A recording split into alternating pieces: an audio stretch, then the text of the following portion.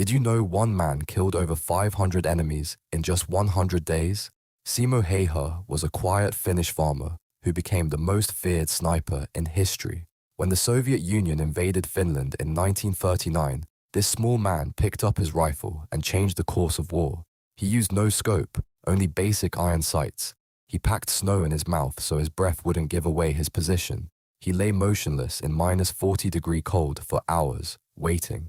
The Soviets called him the White Death. In the frozen forests, their soldiers would simply drop dead with no warning. No muzzle flash, no sound until it was too late.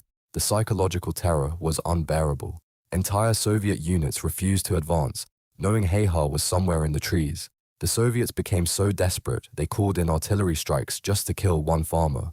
On March 6, 1940, an explosive bullet hit Häyhä directly in the face.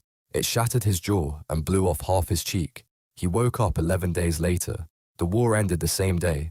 Even a direct hit couldn't stop the White Death. Did you know a French photographer spent 4 months digging through sewers to pull off the perfect bank heist? In July 1976, Albert Spaggiari walked into Nice's Société Générale with a simple plan: map every inch of the building. For weeks, he posed as a potential customer, studying guard rotations and security cameras. But Spaggiari wasn't planning to walk through the front door. He rented a garage 8 blocks away and started digging. Night after night, he carved a tunnel through solid rock, following the city's sewer system straight to the vault's foundation. On July 16th, he broke through. Inside waited $10 million in cash, gold, and safety deposit boxes. But when police arrived Monday morning, they found something incredible. Spaggiari had welded the vault door shut from the inside, then escaped through a different route. On the wall, he spray-painted his masterpiece. Without weapons, without violence, without hate.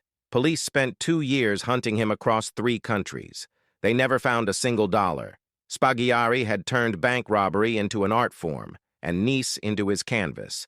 Did you know a man was assassinated on a London street in broad daylight and nobody even knew it had happened? September 1978. Georgy Markov was standing at a bus stop on Waterloo Bridge, waiting like any other commuter. A stranger bumped into him and jabbed the back of his leg with an umbrella. The man apologized and walked away.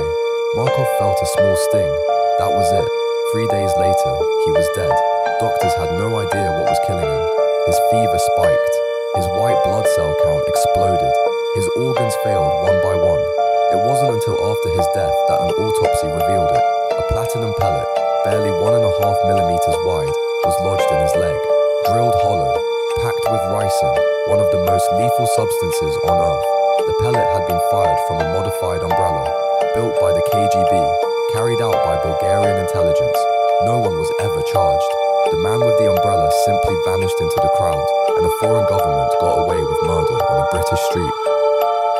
Did you know a criminal gang once ran a fake landscaping business for 3 months just to rob a bank? In 2005, a crew in Fortaleza, Brazil rented a house 2 blocks from the Banco Central. They registered a fake company, bought equipment trucks, and started digging. 260 feet straight toward the vault. Every day, neighbors watched workers haul dirt out in bags loaded onto trucks. Nobody asked questions.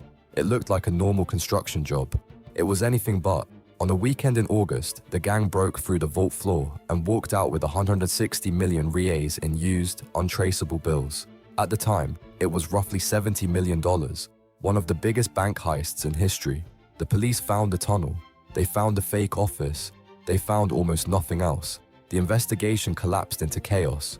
Several suspects were arrested, but most of the money was never recovered, and the men who knew where it went were killed before they could talk. The perfect crime has a price. Sometimes it is paid in blood. Did you know there were women whose bones literally glowed in their graves? In the 1920s, hundreds of young women worked in watch factories across America. Their job was to paint tiny numbers on watch dials with a special paint that glowed in the dark, radium paint. The supervisors told them it was completely safe. They even encouraged the women to lick their paintbrushes to get a fine point. Some girls painted their nails and teeth with it for fun. It made them glow like angels at night.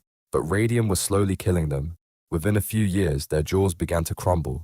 Their bones snapped like twigs. Their hair fell out in clumps. The companies knew radium was deadly.